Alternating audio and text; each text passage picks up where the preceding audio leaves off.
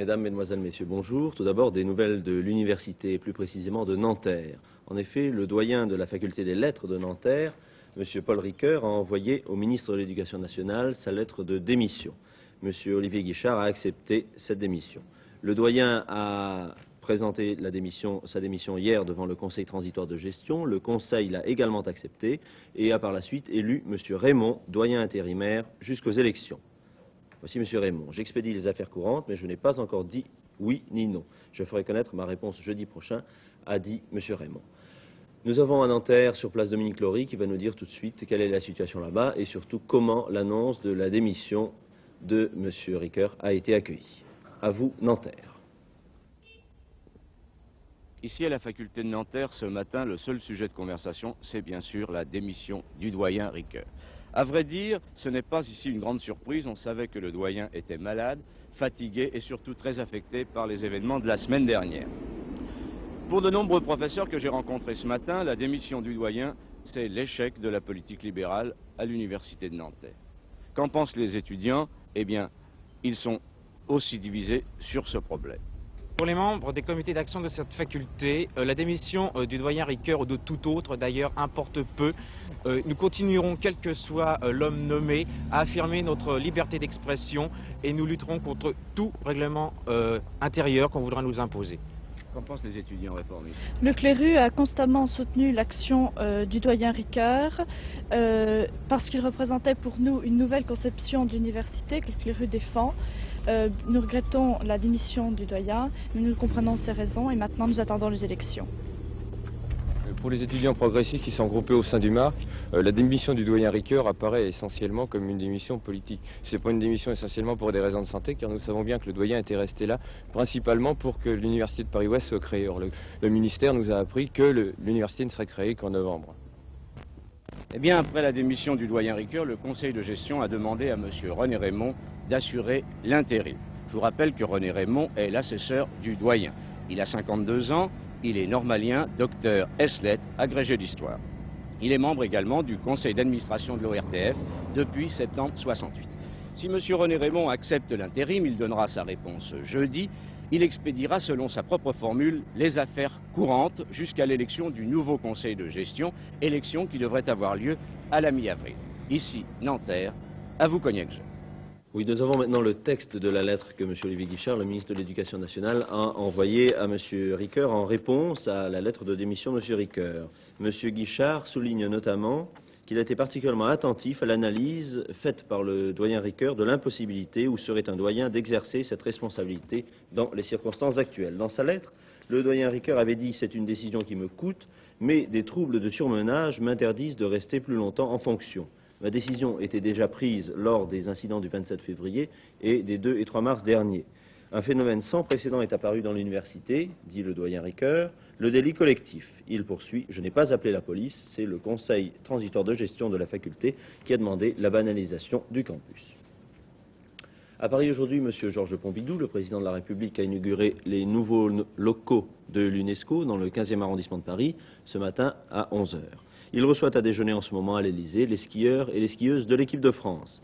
Toujours à Paris, M. Robert McNamara, le président de la Banque mondiale, a été reçu hier par un certain nombre de personnalités, et notamment par le président de la République, M. Georges Pompidou. Il a été interrogé par Jacqueline Dubois à sa sortie de l'Élysée. J'ai mis l'accent sur la grande importance que nous attachons à la position de la France au sein de la Banque. Compte tenu de ses revenus, la France joue dans l'aide au tiers-monde un rôle plus important que les autres pays. Le but de mon voyage ici était d'essayer de savoir comment la Banque mondiale et nous-mêmes pouvons renforcer notre collaboration avec la France. Les affaires de l'étranger maintenant, c'est la prochaine rencontre jeudi à Erfurt en Allemagne orientale entre le chancelier de l'Allemagne de l'Ouest, M. Willy Brandt, et M. Willy Stoph, qui apparaît devoir dominer l'activité diplomatique internationale cette semaine. Je me rendrai sans illusion à la première rencontre avec M. Stoph, vient de déclarer M. Brandt.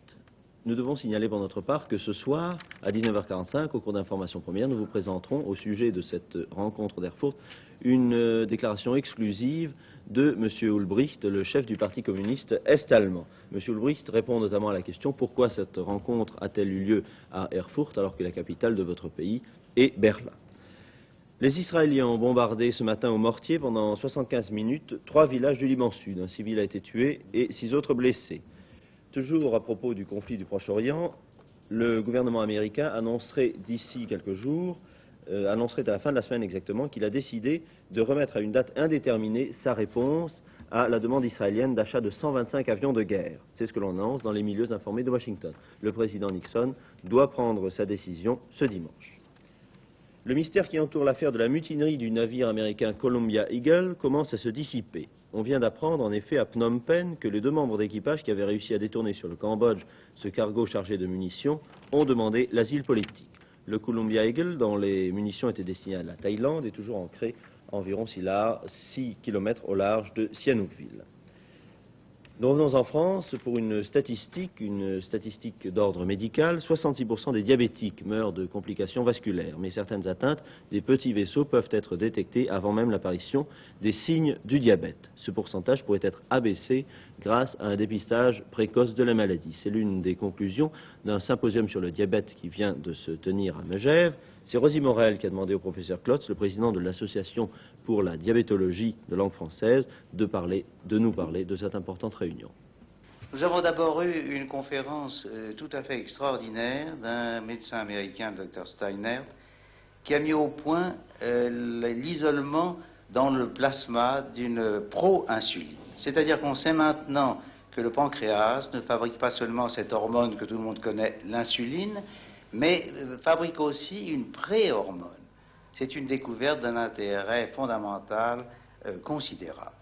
Mais du point de vue pratique, il faut peut-être plus insister sur les travaux qui ont porté sur les lésions des vaisseaux qu'on observe chez les diabétiques, que ce soit les vaisseaux de la rétine, les vaisseaux coronariens ou les vaisseaux des artères de jambes.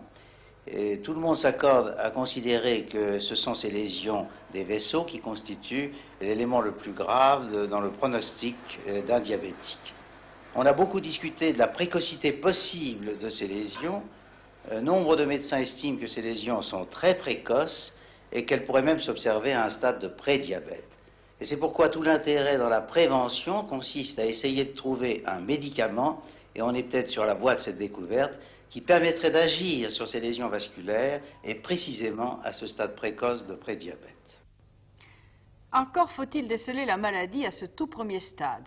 Ici, au centre de dépistage du diabète de l'Hôtel-Dieu, on réalise gratuitement en une matinée tous les examens nécessaires à la mise en évidence d'un diabète éventuel.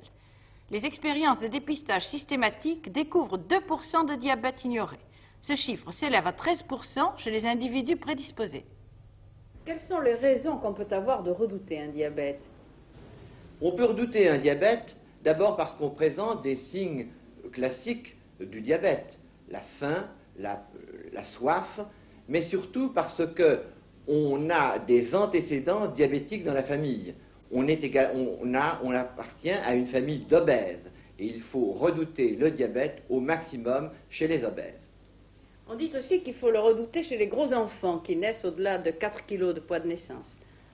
Il s'agit là d'un problème extrêmement important. En effet, toute femme qui accouche d'un enfant de plus de 4 kg est suspecte de diabète, de même que les enfants qui naissent à plus de 4 kg sont également suspects de cette maladie. Si le diabète n'est pas décelé et n'est pas traité, à quelles complications expose-t-il? Ces complications sont quelquefois lentes à s'installer, mais elles sont très graves. Il s'agit avant tout de complications nerveuses et de complications vasculaires, c'est-à-dire de crainte de cécité, de crainte de gangrène des membres inférieurs, de crainte d'infarctus myocarde. Le diabète est devenu un fléau social. Or, en dépistant tôt le diabète, on peut empêcher le développement des complications et surtout, en connaissant les sujets prédisposés, on peut très probablement empêcher le développement de la maladie confirmée. À Paris, après avoir atteint 6 mètres, la Seigne regagne le cours normal de son lit. Elle était ce matin à 3,32 m et aujourd'hui, vers 14 h, donc dans très peu de temps, l'ensemble de la voie express rive droite sera remis en circulation après les dernières vérifications. Il faut attendre la côte 3,10 m pour que la rive gauche soit libérée à son tour. Les automobilistes parisiens ne retrouveront cette voie que dans une semaine environ. Des nouvelles du chanteur Claude François, eh bien, cela ne va pas mieux, état stationnaire. Il quittera Marseille en début d'après-midi par avion pour Paris. C'est un médecin parisien qui a décidé son retour près de sa famille, bien que, comme je vous l'ai dit, l'état du chanteur ne se soit pas amélioré. Un reportage maintenant qui intéressera certainement tous ceux qui ont un rapport avec la construction, tous ceux qui construisent. La question posée était celle-ci: le bois résiste-t-il aux flammes? Et nous allons voir la réponse tout de suite. Lors d'un incendie, il est peut-être moins dangereux d'habiter une maison à structure bois qu'une maison à poutres métalliques ou en ciment armé. C'est cette résistance du bois au feu qu'ont voulu prouver les ingénieurs de l'Institut de recherche appliquée au bois dans les laboratoires du Centre scientifique et technique du bâtiment de Champs-sur-Marne. Pour appuyer cette affirmation, un four et une poutre en bois lamelé collé, lamelles de bois collées les unes aux autres, pressées fortement, donnant à la poutre une conformation homogène. Lors de cette expérience, la poutre de 3,60 m est soumise pendant 1 heure à une température de 900 degrés. De plus, une charge de 9,5 tonnes est placée sur la portée.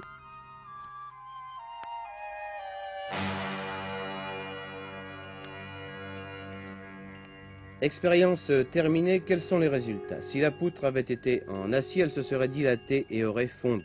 Le béton armé se serait dilaté également, puis effondré. La poutre en bois, malgré les 9,5 tonnes qu'elle supportait, n'a pas bougé. Il s'est formé sur les faces exposées une couche de 3 cm de charbon de bois qui constitue un enduit protecteur et qui ralentit considérablement la combustion. Pour les constructeurs et les exploitants, une expérience réussie à 100%. Les sports maintenant, la boxe, une surprise au Palais des Sports hier soir, n'est-ce pas? Oui, Bernard Volquier, une surprise. Roger Ménétré a été battu par Dario Hidalgo. C'est une déception pour le boxeur d'Annecy, mais pour tous les amateurs de boxe, en définitive, c'est une bonne surprise. Car on avait trop pris l'habitude de combats un petit peu montés, avec des boxeurs fantômes. Des boxeurs fantômes venus des États-Unis. Ne parlons pas de Marcel Cerdan Junior, puisque je ne sais pas si c'est de lui que vous voulez parler. Non, je ne parle pas de Marcel Cerdan, je parle des adversaires de Marcel Cerdan. Oui. Ces boxeurs venus apparemment pour se faire démolir à Paris. Dario Hidalgo, l'adversaire de Ménétré hier soir, venait de Saint-Domingue. Il fit un très beau combat, vous allez le voir, il est très souple. On dirait un véritable homme caoutchouc. Loïs Vanlet, que pensez-vous de ce bel Hidalgo? Dès le premier round, Patrick Chapuis, le public du Palais des Sports, se rendit compte que le noir dominicain Dario Hidalgo, 67 kilos, face au champion de France des poids welter Roger Ménétré culotte blanche, serait un adversaire redoutable par son jeu de jambes, sa technique, son coup d'œil. Hidalgo est en effet un boxeur d'instinct, d'une souplesse féline. Au deuxième round, le match est toujours très rapide, mais Roger Ménétré n'a pas une grande précision dans ses coups. Il paye probablement la fatigue de son combat contre Ron Davis 8 jours auparavant. Hidalgo est toujours insaisissable. Le coup de théâtre manque de se produire à la 7e reprise. Ménétré attaque malgré les gauches du Dominicain. Va-t-il réussir la gageure de triompher avant la limite? Hidalgo accuse un crochet gauche à la face. Il fléchit, mais le Français hésite. Hidalgo se reprend, poursuit sa danse, ses esquives, décochant toujours des gauches en arrêt. Et Ménétré a un geste d'impuissance en regagnant son coin. Hidalgo est un véritable lutin. C'est la 10e et dernière reprise. Ménétré se bat avec vaillance. Il s'énerve même devant ce boxeur caoutchouc. Il fonce tentant d'atteindre Hidalgo. Ce dernier, souriant toujours, gagne même la reprise avant de s'attribuer le gain du combat. Hidalgo, un échec qui peut être productif pour Ménétré.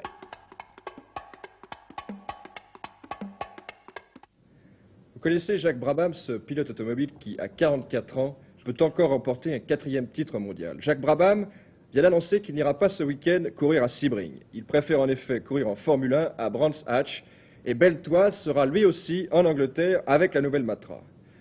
Et qu'est-ce qui se passera exactement aux 12 heures de Sebring? Eh bien, les 2 Matra Speeder 650 seront pilotés par 3 pilotes français, Henri Pescarolo et Johnny Servoz-Gavin, qui feront équipe sur la même voiture. La deuxième voiture étant confiée à François Sévère, qui lui sera associé avec Dan Gurney. En cyclisme, Vous savez qu'Eddy Merckx a gagné Paris-Nice après avoir dominé la course de toute sa classe. Hier, dans la dernière étape, sur la seule ascension du col de la Turbie, il a pris 50 secondes au second Poulidor. Cette supériorité ne risque-t-elle pas d'irriter un peu le public? Richard Diot répond à cette question. Voilà, ce sont les dernières secondes de la pédalée triomphale d'Eddy Merckx. Le public français, le public belge même, se lasse un peu de votre supériorité qui est vraiment écrasante depuis 2-3 ans. Ben écoutez, cela, bien sûr, moi je suis coureur cycliste professionnel et je tiens à montrer au public ce que je peux faire et mes supporters, à contenter mes supporters et dans chaque course je fais le maximum. Bien sûr, c'est peut-être un défaut, toujours vouloir gagner, mais enfin c'est mon caractère et je pense que lorsqu'on fait ce consciencieusement, eh bien, ce sont les faits qu'on en obtient et de ce fait, je crois que les gens ne m'en voudront pas. Car je pense que s'il y a un adversaire qui pourrait me battre, il n'hésiterait pas, alors je ne vois pas pourquoi je voudrais me laisser battre. Eddy Merckx, je voulais vous poser une question depuis le départ de Paris-Nice. Est-ce que la retraite de Jacques Anquetil a changé beaucoup de choses dans le monde du cyclisme professionnel?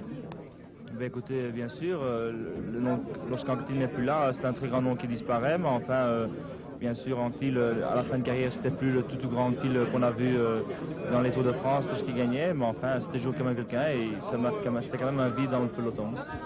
Est-ce que la retraite de Jacques Anquetil vous donne de plus grosses responsabilités? Est-ce que le poids de la course retombe entièrement sur vos épaules maintenant? Oui, je pense que lorsqu'Anquetil était là, Anquetil c'était quand même aussi un gagneur et surtout dans les courses à étapes qui contrôlait la course et bien sûr maintenant, disons que c'est un coureur en moins qui contrôle la course, alors c'est plus dur pour nous. Nous allons parler aujourd'hui d'une femme sculpteur, il s'agit de Margot. Elle est née en Suisse et la plupart de son œuvre sont des sculptures, comme je viens de vous le dire, sont des formes assez voluptueuses et rondes qui contrastent étrangement avec son corps frêle.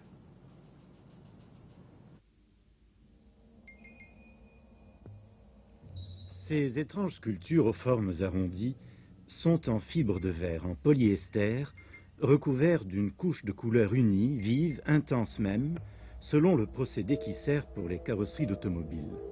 Margot les expose à la galerie Katia Granoff, quai Conti, à Paris.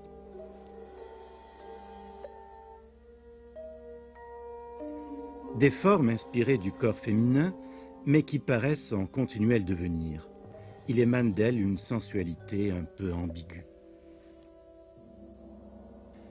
Parfois, elle se compose de plusieurs pièces. On peut alors en modifier le contour.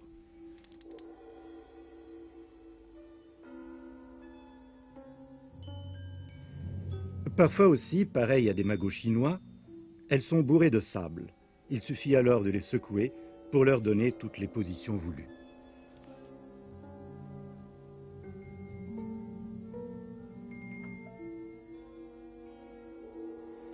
Une sculpture astucieuse, moderne, d'un érotisme fugitif, qui ne manque ni d'un certain humour, ni d'un certain lyrisme. Cette forme ailée, Margot l'a appelée « pas de deux ».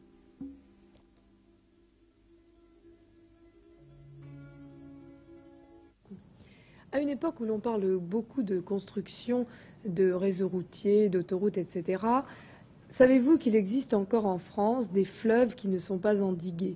Nous allons voir aujourd'hui le problème de la Garonne, dont on réalise actuellement le calibrage aux alentours d'Agen, une opération qui demande un travail considérable pour quelques kilomètres seulement de voies navigables.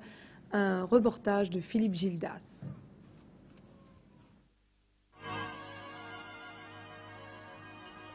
La Garonne, 647 km des Pyrénées à l'océan.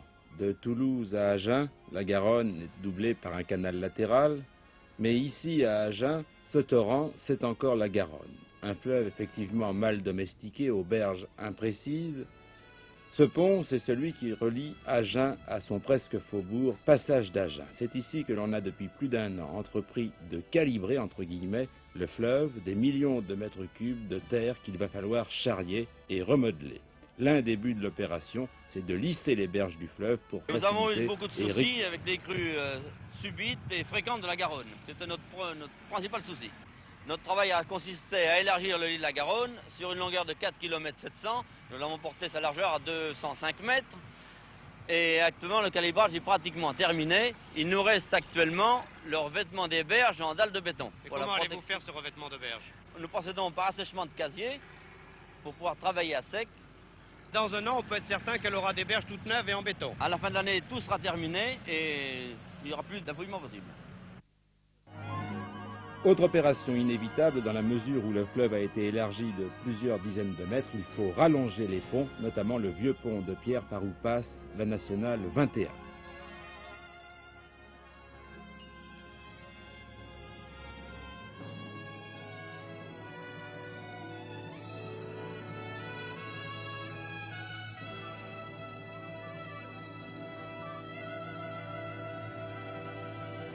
Nous voici donc sur une des piles de ce fameux pont.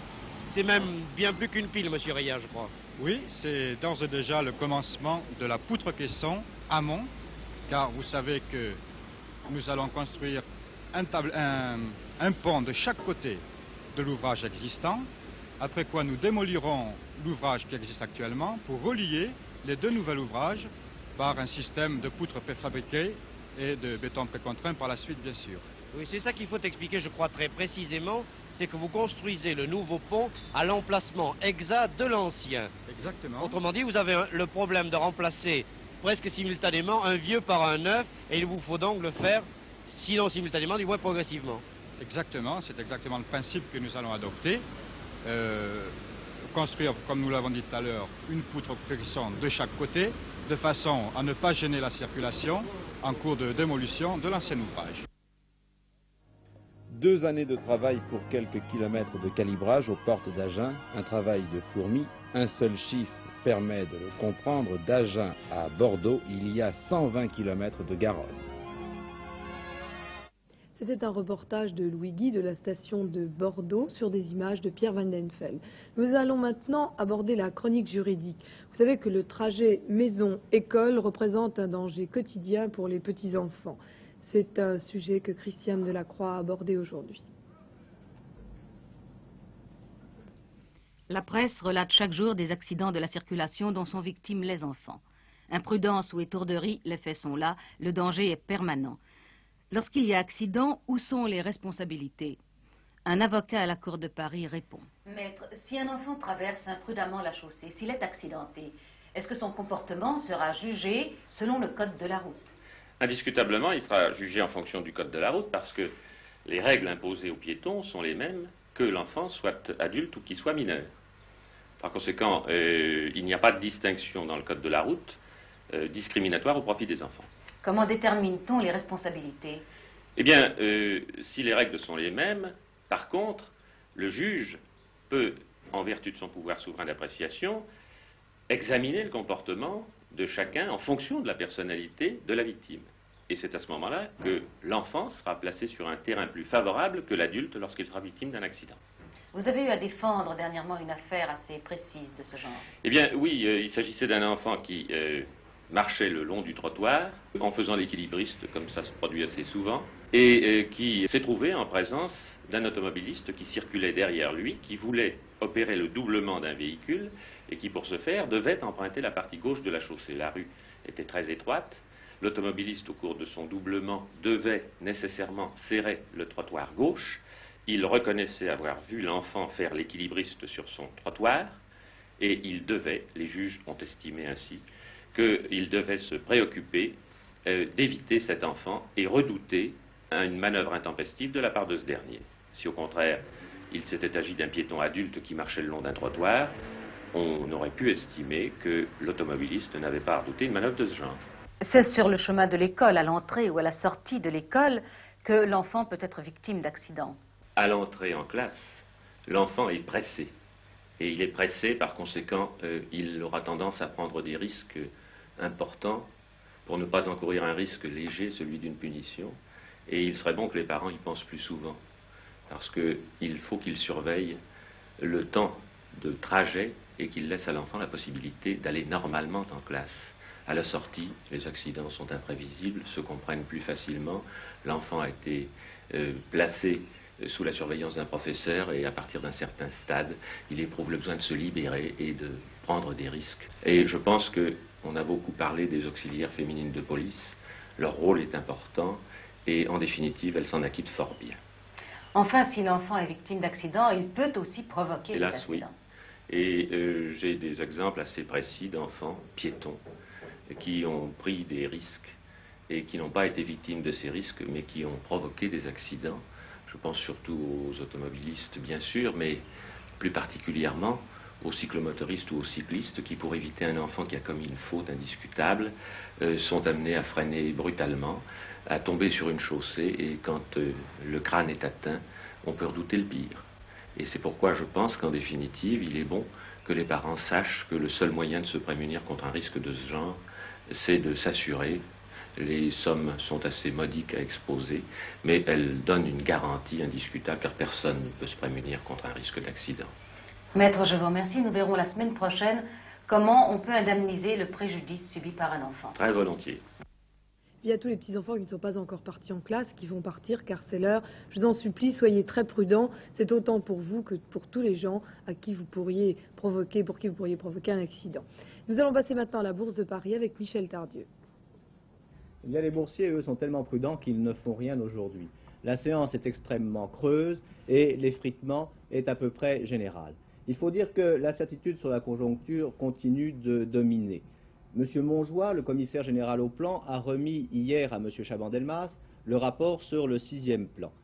Et dans ce rapport, M. Montjoie, bien sûr, est un technicien, il propose des solutions et étudie leurs conséquences. C'est au pouvoir politique qu'il appartient, bien sûr, de trancher.